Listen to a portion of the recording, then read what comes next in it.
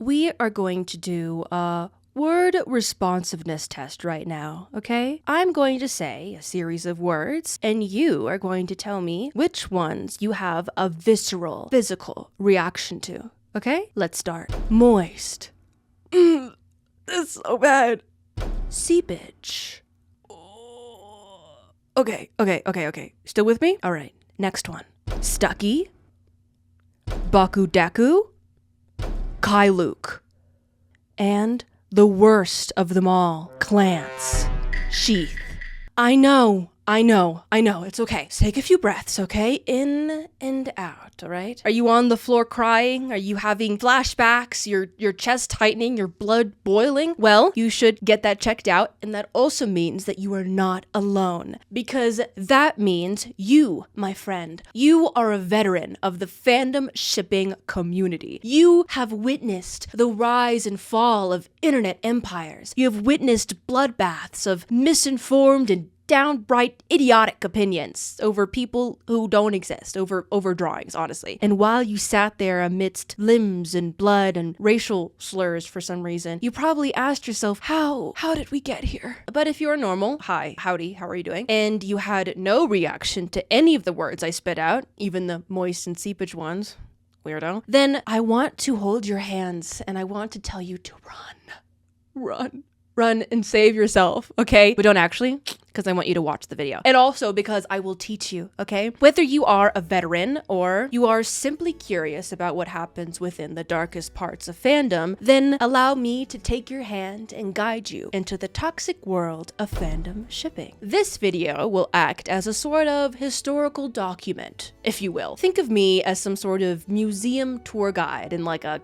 cute little outfit, gently talking into your earpiece as I point to ancient relics of fandom past, explaining to you the ins and outs of the origins, where our elders sat around fires conversing amongst themselves about how Captain Kirk and Spock ought to get freaky deeks sometime. Throughout this tour, you may find yourself growing increasingly concerned, fearful even, for not only how a museum like this even got the funding to exist and whether or not I am okay mentally. The answer is no. So don't worry, put those thoughts to the side and take my hand and let me begin the deep dive into the history of the toxic world of fandom shipping.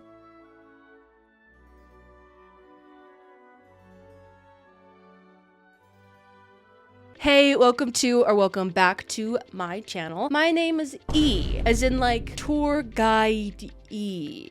The E, I put the E in tour guide at the end of the phrase. Okay, and thank you so much for being here. If you would like to donate to the museum, the bit is still going, okay? Then become a member on thecoffee.com/eissocial. It's like a Patreon. The funding will go to great excavations of museums. I'm like the little gay cowboy from Night of the Museum. That's literally me. Also, hello, new background. We moved, and it's now whimsical as much as I want it to be. We're still working on it though. Also, I had to get evacuated because of a wildfire. So all of this almost burned down and I was really stressed about it. I was so stressed. But we're so back, okay? So if uploads felt kind of barren and weird, it's because they were. And, you know, we just had life on me for a bit, but we are so back. So you should like and subscribe. Yeah, I'm guilting you into doing it. You should like and subscribe. Okay, let's get started. But first, are you all right? I'm asking you genuinely because you clicked on this video. And if you already know a thing or two about the world of online shipping culture, then we need to check in. But jokes aside, spending a lot of your time on the internet is not great for your mental health, okay? The toxicity, the echo chambers, and petty disputes can just get to you. So it's always important to touch grass and prioritize your mental health. So that is why this video is sponsored by BetterHelp. And yes, as I've said in the past, there are a lot of rumors and misinformation circling around the company, so I really do encourage you all to read the multiple resources I've gathered in the description. BetterHelp is trying to do a lot of good, and they already have done a lot of good. So I implore you to read more for yourself. The FAQ is a very helpful link to get you started. I have experienced the BetterHelp service in 2020, and they have actively changed my life, okay? If I had not met with my lovely BetterHelp therapist back back then who sat me down to tell me that there is something diagnosable and that I'm not making everything up, then I guarantee you I would not be thriving like I am today. I now have a lot more forgiveness and understanding with myself. It will always be a work in progress, but I am very grateful to have had her in my life. Sometimes what you need is validation, guidance, and a professional voice to help you find peace with yourself. And BetterHelp can be that voice. BetterHelp is on a mission to make starting therapy easier. They provide a platform where therapists and their clients can communicate effectively and get the most out of therapy. Meeting with your therapist is super flexible, as you can meet with them via messaging, video call, or phone call. Oftentimes, it is a headache to find a suitable in-person therapist, but with BetterHelp, finding the right therapist is made much easier. Just fill out a questionnaire and you will match with a therapist in as little as a couple of days. And if you aren't vibing with that one, you can switch therapists until you find the right fit. BetterHelp carefully vets every therapist on the platform, and with a 4.5 rating on Trustpilot, you can be assured that BetterHelp is here to help. So let's begin your mental health journey. Use my link, betterhelp.com/eissocial to get 10% off your first month of therapy and to get started. Getting started is the hardest part. Let BetterHelp make it easier. Thank you so much to BetterHelp for sponsoring this behemoth of a video. So let's get back to it. All right, everybody, we are starting the tour now. Please put your earpieces on so you can hear me, and make sure you have a buddy with you, because if you get lost, no one will save you. Okay, let us start. So our first exhibit is here in 2020. Some of you might have been introduced to the wonderful world of online fandom culture due to not having anything else better to do other than like stare at a wall during the little staycation we had back in, 2020. My theory is that fandom as we know it now really exploded in popularity and members online because of this phenomenon. So I feel like everything has ramped up in recent years. If you have found fandom because of 2020, and that is the case, then welcome if no one has already welcomed you already. But it may seem that internet fandom culture really started to make a name for itself at this time, but you'd be dead wrong, okay? You need to pay respect to your fandom elders that paved the way, that existed in the pits of hell on sites like Tumblr,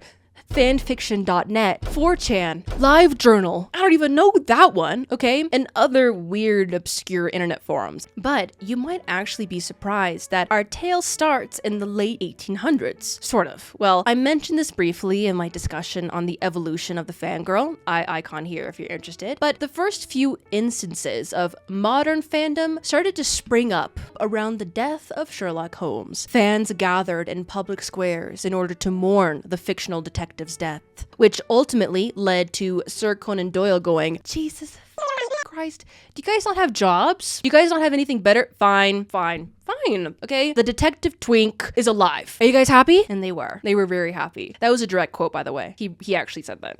The first instances of modern fan fiction started to pop up and evolve around this time too, about Sherlock Holmes. But it must be noted that these are the first cases of like modern fan fiction. Fan fiction, as Google defines it as, is fiction written by a fan of and featuring characters from a particular TV series, movie, etc. But fan fiction in its purest form has been around as long as storytelling has been around, okay? If someone was cooking up something diabolically delicious in like ancient civilizations, then there was some glazer expanding on that fiction in their own artistic direction. Fan fiction is an art as old as time, or as old as the written word at least. So you put some respect on our modern fan fiction writers, okay? By them writing Levi times Erwin, 10K Angst, PWP Omegaverse AU, they are continuing the time-honored tradition that your ancestors might have participated in, okay? Food for thought. Hey. So everyone, a moment of silence for our amazing fan fiction writers, truly the backbone of our society. Okay, that's enough being quiet. So, Sherlock Holmes started the beginning blueprints of fandom, but the true origins of modern fandom as we know it today, and the true beginning of shipping culture started with our Trekkies, the Star Trek fandom. True elders our Trekkies are, and honestly, this is so fascinating to me, okay? I love a good history lesson in our videos, so I am absolutely pogging right now.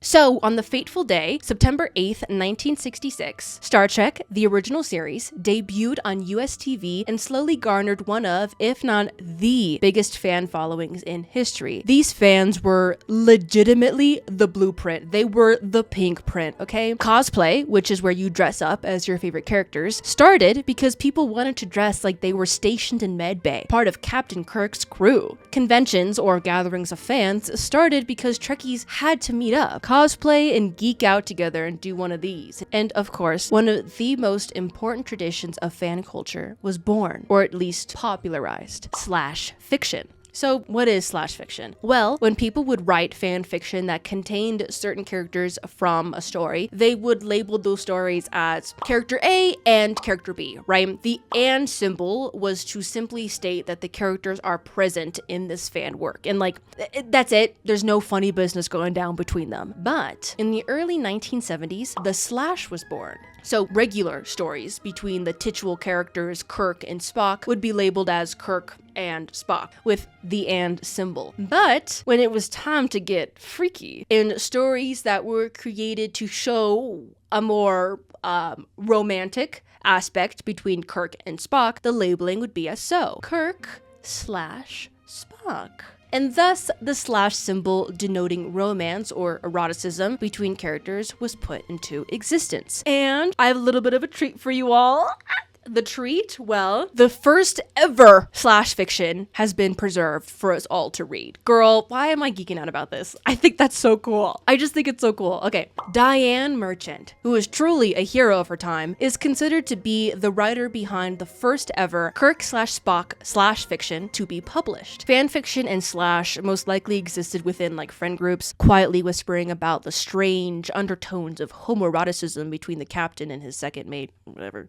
Don't remember their positions. But Diane actually published her work, titled A Fragment Out of Time, in the 1974 edition of the R-rated Star Trek fanzine named Grupp. So for the first time ever, Kirk/Spock hit the press, and people had opinions, for sure, okay? This is the 1970s, so releasing a fan-created work about the two heroic male leads, B wording in a sensual way, was not celebrated, let's say, as it is today, okay? Especially because Kirk was always shown to be a real ladies' man, a womanizer in the show. So I would expect it felt like an attack on a male Trekkie's masculinity to read about Kirk going to let's say light speed, beaming him up, okay? He's beaming Mr. Spock up. But hey, I would read you the Founding Mothers fan fiction, since it is only like 500 words long, but I don't really want Daddy YouTube to kill me. Also, I could never, ever in my life read this out loud with a straight face. Diane was wild in, let me tell you, in the 1970s. Oh.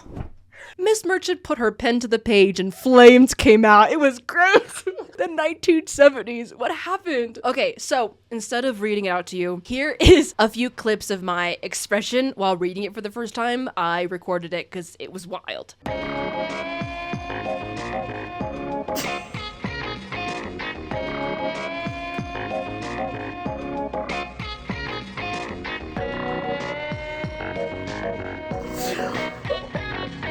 That yaoi was crazy. Yeah, you could put it together. If you're under 18, don't use your imagination and do not look it up, okay? Don't look it up to read. That was so much more explicit than I thought it was gonna be. Like, for the 70s, I'm still not over it, honestly. Wow, what a staple of our culture. Honestly, it is. Feels like anthropology. Like, it's a staple of our culture. Other than its, like, existence, it's also very interesting because it's written in such a vague way that if you didn't know who wrote it or that it was published in a Star Trek fanzine, you wouldn't know what the was going on, okay? The names of the characters aren't mentioned, possibly due to fear of copyright, you know, since this was such uncharted territory at the time. But you can put the puzzle pieces together. You can put two and two together about, you know, who was captaining the vessel and who was receiving equipment in the back bay. Moving so fast, moving on. Anyways, you could figure it out. Anyways, so that being said, everyone, please stand up in respect to our founding mother, Diane Merchant, who boldly went where no one has gone before. Which is publishing slash fiction of hot gay intercourse for the public to consume. Thank you. Thank you, Diane. Thank you. A real hero. This woman's a hero. Careful.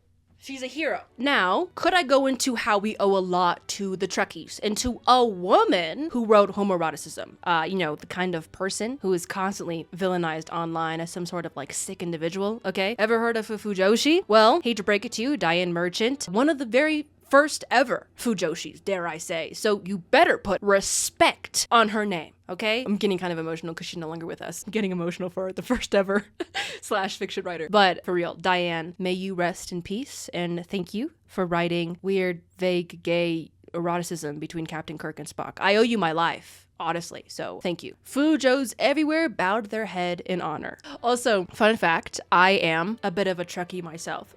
I grew up watching the series because my mother, the one and only E-Mom, is one of the biggest Trekkies of all time, man. She loves Star Trek. Her and my aunt both just love the Trek and the stars, girl, let me tell ya. So when I told her that we owe so much of fandom to the people who thought Kirk and Spock ought to like get it going on, she got like really quiet and sad. Like she was like, no.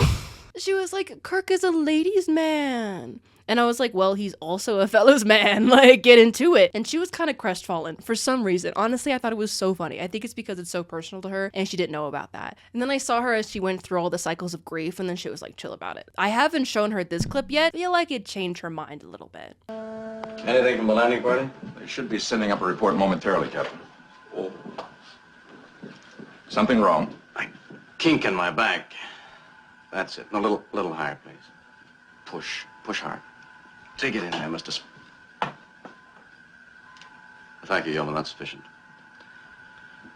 But this is where slash culture came from. What about shipping specifically? Because there's a little bit of a difference, right? Well, then let me take you to the 1990s, when the internet was first introduced to the public and the hit show X-Files debuted on TV screens. It is pointed out and widely recognized that Star Trek and Kirk/Spock was the beginning of modern fandom and allowed for women to join fandom more often. But X-Files and the people that gathered around this TV show started the beginning of modern internet fandom, right? X-Files debuted, and with people still testing out the World Wide Web, came together on internet forums to discuss the show. Naturally, if you have seen an episode or two, you would understand that people started to notice the tension between the two main characters, Scully and Mulder. And the people who wished to see these two characters kiss were called relationshippers on these internet forums. Over time, the term was just shortened to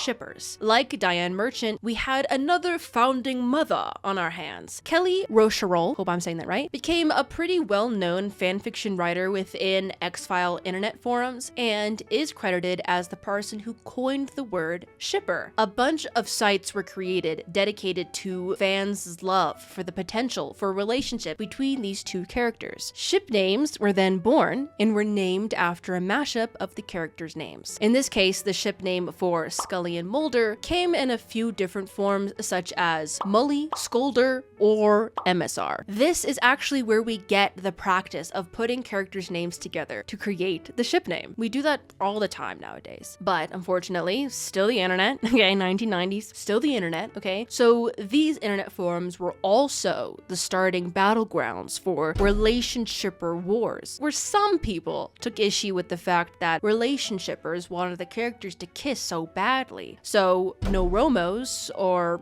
shortened for no romantics, were out there fighting a fight for shippers to just calm down. There you have it. A pretty brief history of our humble beginnings. If it wasn't for Diane or Kelly, then technically I wouldn't have a job, nor would I have a source of life, really, because fanfiction and shipping cures my mental illness. So this conversation would not be complete at all without addressing the history of East Asian fandom culture and shipping, aka coupling culture, within it. The two histories intertwine at curious points, and today it's kind of hard to talk about Western fandom culture without talking about the influence of the East Asian community and vice versa.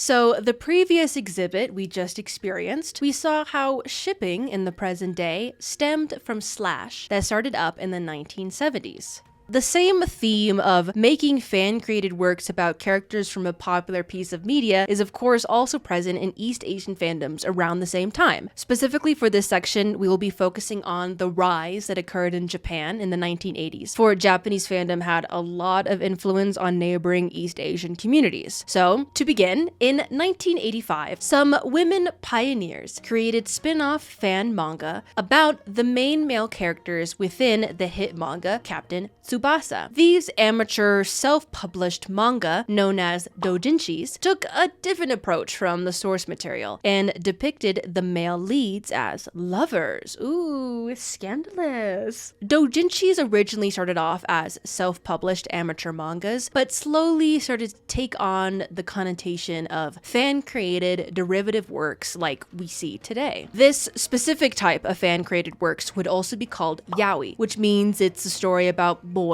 in love or doing stuff together. The terminology and timeline between fan yaoi, doujinshi, original story yaoi, and the creation of the boys love genre as a whole is a little bit confusing, right? I talked about more of the intricacies much more in my video about the fujoshi. So icon here if you want to watch it. It's I love it. One of my favorite videos. This video talks more about the timeline of professionally published works or original story works that started the yaoi BL genre in manga, but in this video we're talking about the fan-created ones, so don't get confused. These fans started an entire culture where they would create art for characters they believed would make sense if they got together romantically. These pairings would be called couplings, or kapu, or CP for short. But while talking about coupling, it should also be noted that a coupling of two characters does not always mean like headcanoning two characters that someone thinks should be together romantically, but a coupling could also refer to characters in a piece of work that are already romantically together, like canonically, okay? I point this out because shipping in the West, or making a ship, primarily means that you wish for these characters to be together, but they aren't, or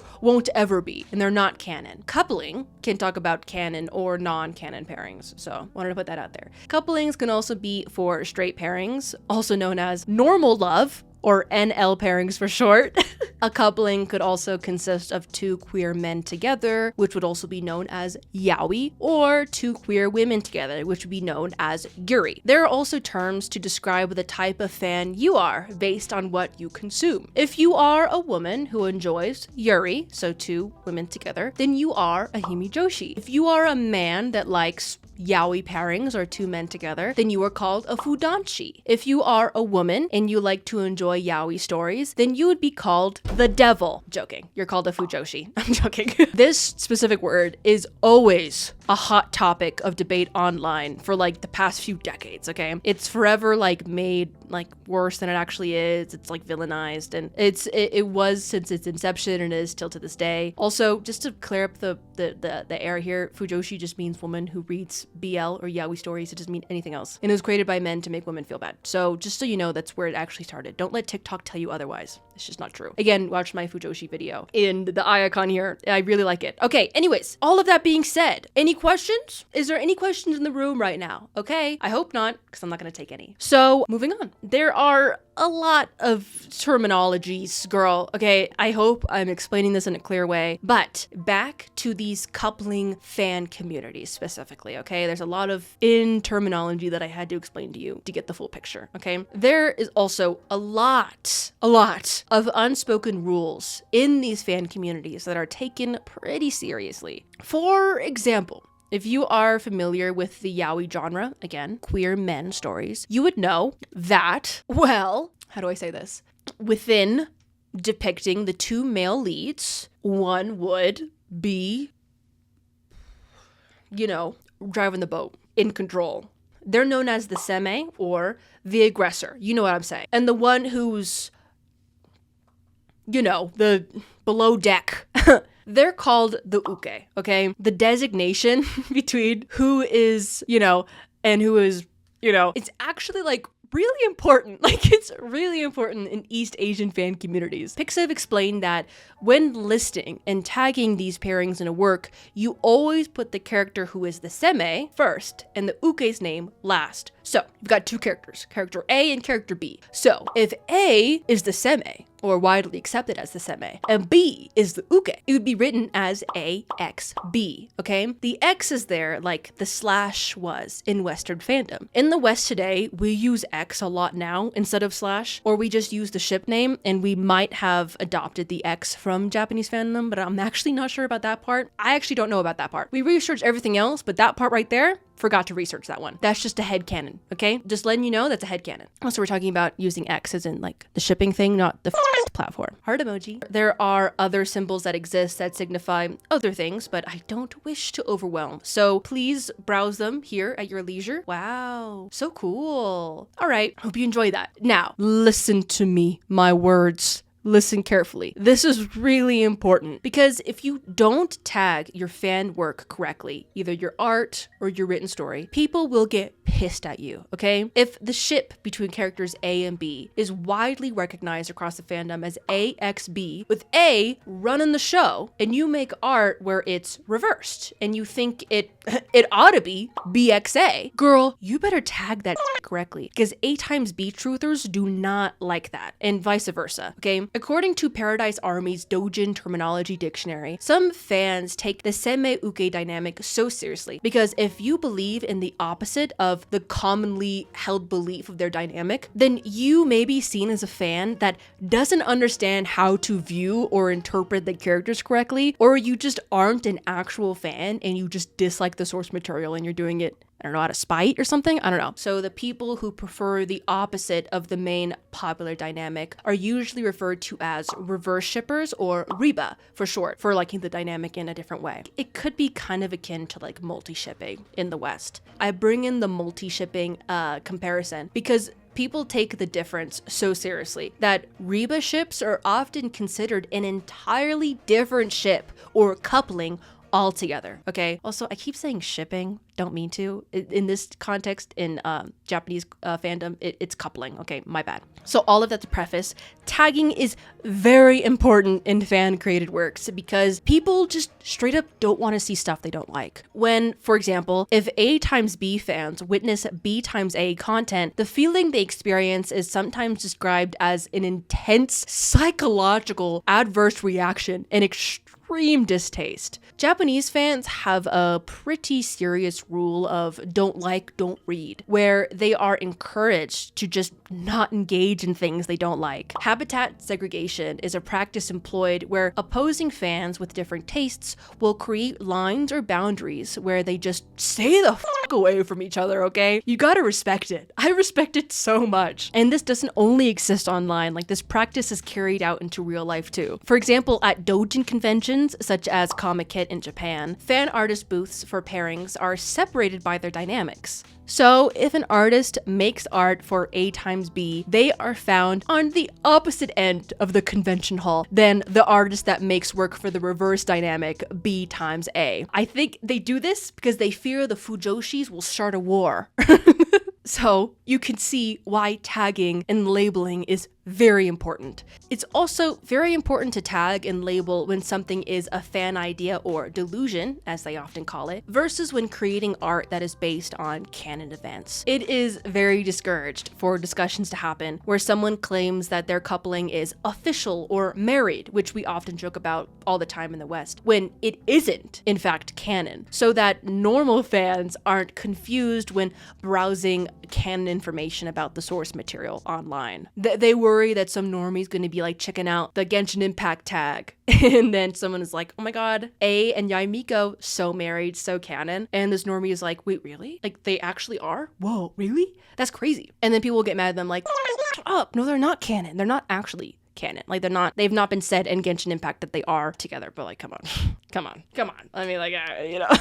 This mindset of being careful to not have randos see what you consume or create is even carried over into real life doujinshi disposal, okay? So if you don't know, doujinshi can exist in an online format or in like a physical copy. So when customers no longer want their physical copies of their doujinshis, they are encouraged to destroy that motherfucker, okay? They are encouraged to shred it, cut it, put it in a bag, do anything, okay? Light it on fire, whatever, before throwing it away. Because if you recycle it whole without tampering it, then others, like the workers, may be exposed to it, right? So this is another unspoken rule that is seen as just like common courtesy. There are even services made specifically that can come by and collect the doujinshi so as to prevent normies from getting psychic damage from seeing yaoi just like in their face. You're like, ah!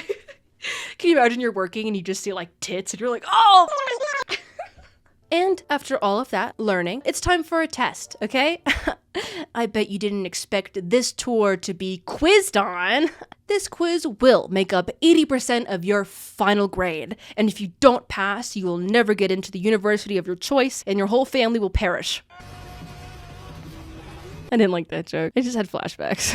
I just had flashbacks to junior year. That was a terrible year. Man, I hate math. Anyways, no test. I'm joking. Let's just move on. Let's just pretend this didn't happen, okay? We're just moving on, okay?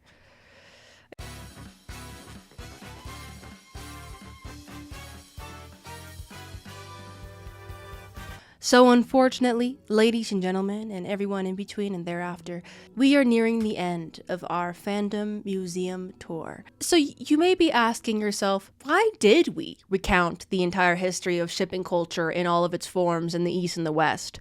Well, that's the title of the video. That was like the goal all along. So why are you asking that? Where have you been? But anyways, it was also to make a note of how fans from across the world are more alike than we think, and we have a lot of influence on each other. Cosplay started up because of the Trekkie fandom, and upon seeing the Trekkies go at it, Japan started to cosplay as well. According to the University of Montana's library, in fact, the word cosplay originally comes from a Japanese reporter named Nobuyuki Takahashi, who was reporting on what Western fans were doing at conventions in 1984. Cosplay is a portmanteau of the English words costume play. I just think that's so cool. Isn't that cool? Some specific terms such as yaoi, yuri, and fujoshi are terms that originated in Japan, but are now words that a lot of people in Western fandoms have started to adopt to describe the ships they like or to describe themselves. I will note that these words are a lot more prevalent in Western fandoms of East Asian source materials such as like Genshin Impact, like I said earlier, or anime fandoms, for example. I don't know if the Walking Dead fandom is talking about the Yuri in it. Tell me, Walking Dead fans, y'all talking about Yuri?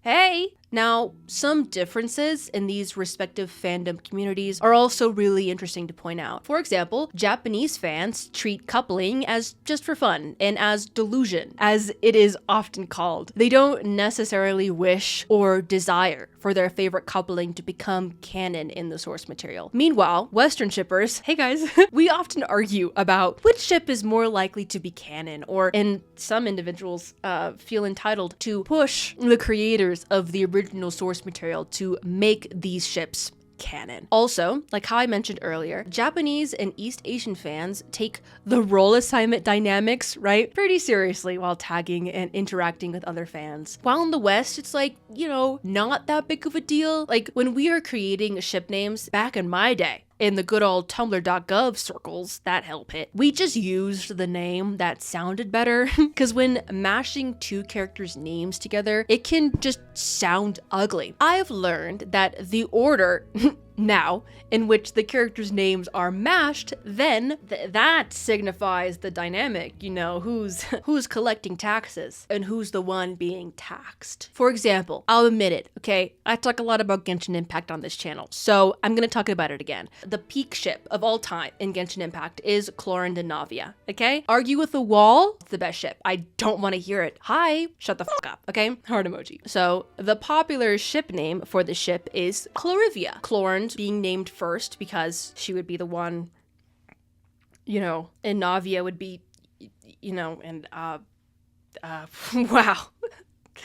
Did it just get hot in here all of a sudden? It's just me? Woof. Should have been me, by the way. Like, I love this ship, but I'm in love with Navia, so, like, what am I supposed to do? What am I supposed to do? Am I supposed to fist fight Chlorant? Maybe. Or we could do, you know, like, other things. Anyways, that's so not the point. Moving on. But another popular Genshin Impact ship is Alhaitham and Kaveh, also very peak. And there is some disagreement if it should be High Kaveh or Kaveh-tham, right? So Alhaitham doing, you know, or Kaveh. But guys, I'll be honest with you, I gotta get something off my chest, okay? I will stand here with my truth that the correct answer is Kaveh-tham. Sorry. Stop booing me. I'm right. Cause like, what are you gonna do? You're gonna sit there and tell me Alhaitham is doing all the work?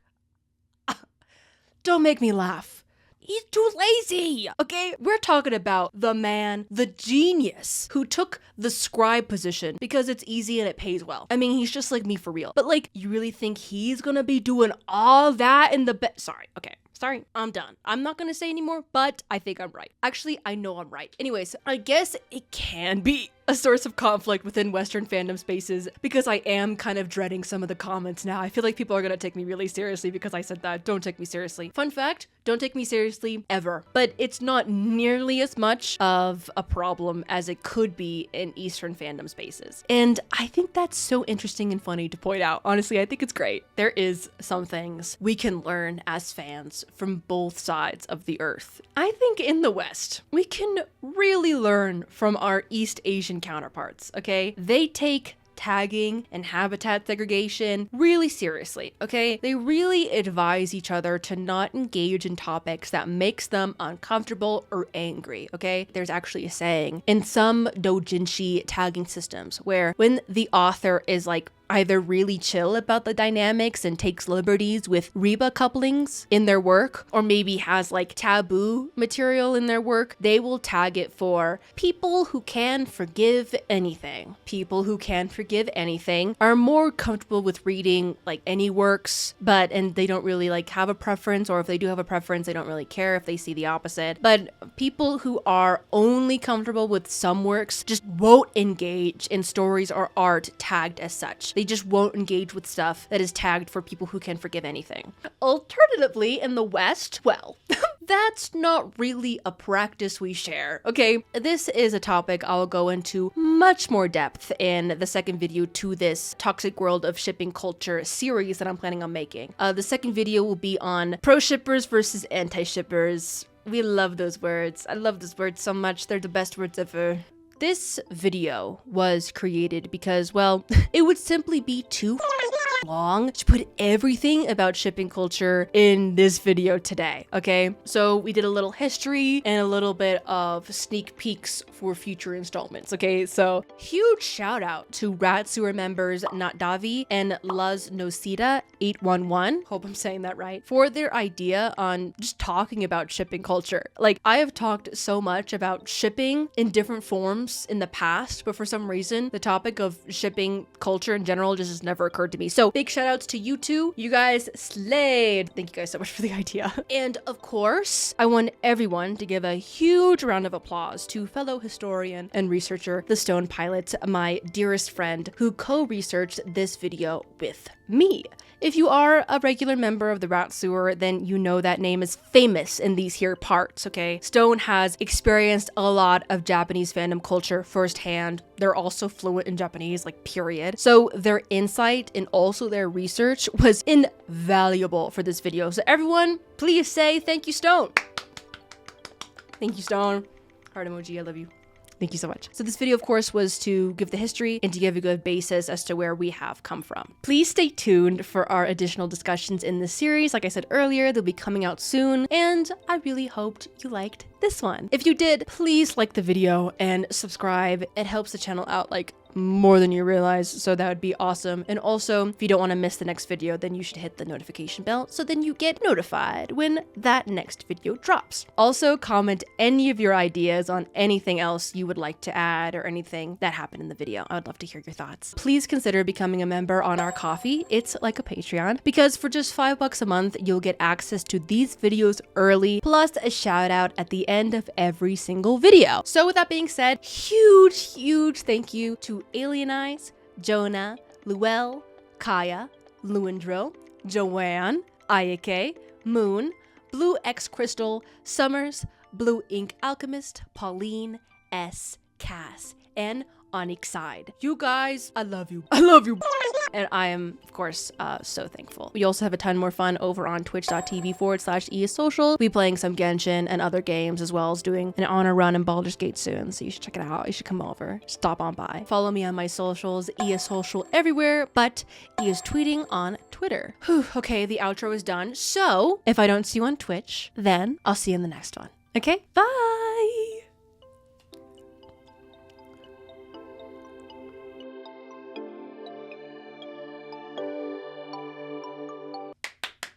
Let's go, Diane. Let's go, Diane. Woo! Let's go, Diane. Love you. Let's go. Uh-huh.